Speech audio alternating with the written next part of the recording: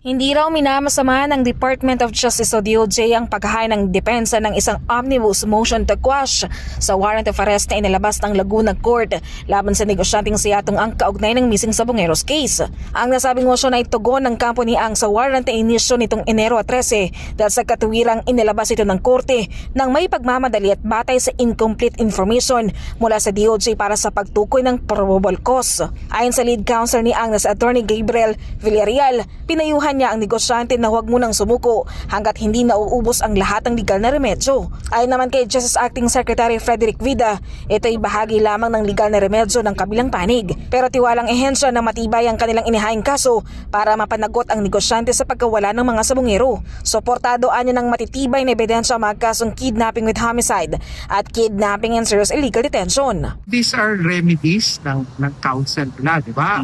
Motion to quash, all of this, but definitely the position of the Department of Justice, our case is good. It's based on solid evidence. So we trust yung yung process that we underwent to, and that at the end of this we will be able to seek the justice we.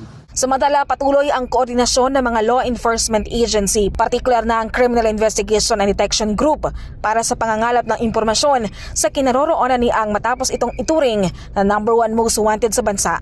Nag-alok na rin ang Department of the Interior and Local Government ng 10 milyong pisong pabuya para sa ikatuturo ng kanyang lokasyon.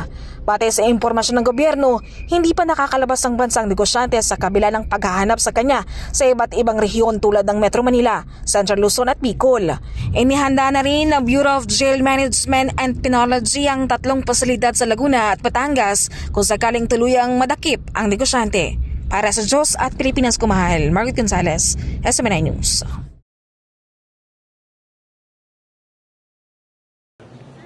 Matapos ang briefing sa Department of Foreign Affairs, ibinahagi ni Senator Erwin Tulfo na may tuloy-tuloy na dialogo sa pagitan ng Pilipinas at Chinese Embassy hinggil sa West Philippine Sea.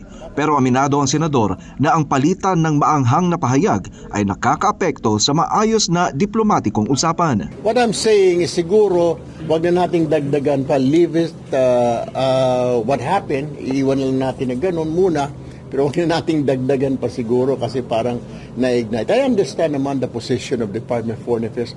It's hard po kasi when you negotiate this ongoing dialogue tapos may maririnig ka dito, may gulo na naman doon. Gate ni Tulfo, habang nagpapatuloy ang negosasyon, mahalagang umiwas muna sa personal na sagutan at mga pahayag na maaring makapagpapalala ng sitwasyon sa kabilang panig. Aniya, ang dapat unahin ay seguridad at kaligtasan ng mga mangingisda at Coast Guard ng Pilipinas sa West Philippine Sea. Dapat we all just have to focus yung sa mga fishermen natin, yung mga Coast Guard natin na safe ho sila, hindi sila nasasaktan. Ibinahagi rin ng senador na dahil sa patuloy na pakipag-usap ng DFA sa China, nakapagsagawa na ang Pilipinas ng ilang resupply missions nang walang harassment mula sa Chinese Coast Guard. Hindi na po hinahabol-habol ng China Coast Guard yung mga Coast Guard natin, ng ating mga resupply missions. No more.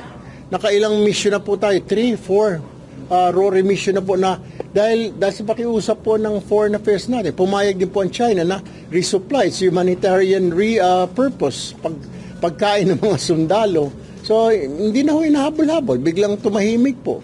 Isa rin sa mga tinututukan ngayon ang Code of Conduct sa South China Sea na ayon sa DFA ay mas bukas na ngayong talakayin ng China. Target ng Pilipinas, Vietnam, Malaysia at Brunei na matapos ang kasunduan bago matapos ang taon upang mabawasan ang tensyon sa lugar. Pero ayon kay Tulfo, ang palitan ng maanghang na pahayag mula sa magkabilang panig ang dahilan kung bakit pansamantalang naantala ang pag-usad ng Code of Conduct. I think naantala yung pagresolba pagtatapos sa Code of Conduct. Baka natigil yata nung to my understanding, base sa explanation ni Secretary ng DFA na dahil doon sa rhetoric ng parehong grupo, ang kabilang grupo, yung banatan, baka natigil, natenga yung pag-aayos ng Code of Conduct. Bilang tugon, sinabi ni Tulfo na personal niyang kakausapin ang ilan sa kanyang mga kapwa-senador upang ipaliwanag na may umiiral na dialogo sa pagitan ng DFA at China.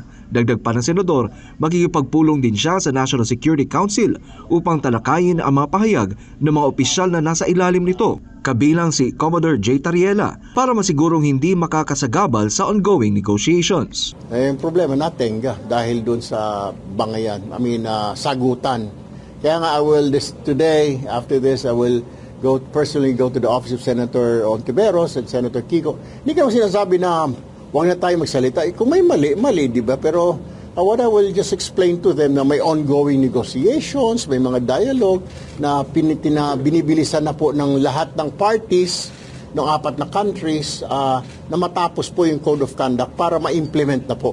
Bukas rin si Tulfo na makipagpulong sa Chinese ambassador bilang bahagi ng kanyang hakbang para mapababa ang tensyon at maitaguyod ang diplomasya. And sabi ko naman, open naman ako. The secretary said, "Are you open?" I said, "I'm open." I said, yung foreign policy naman natin, friends to all, enemies to none. So why don't we sit down? Yes, and maybe we can help out. Sa gitna ng umiinit na salita, nananatiling matatag ang panindigan ng Pilipinas sa West Philippine Sea.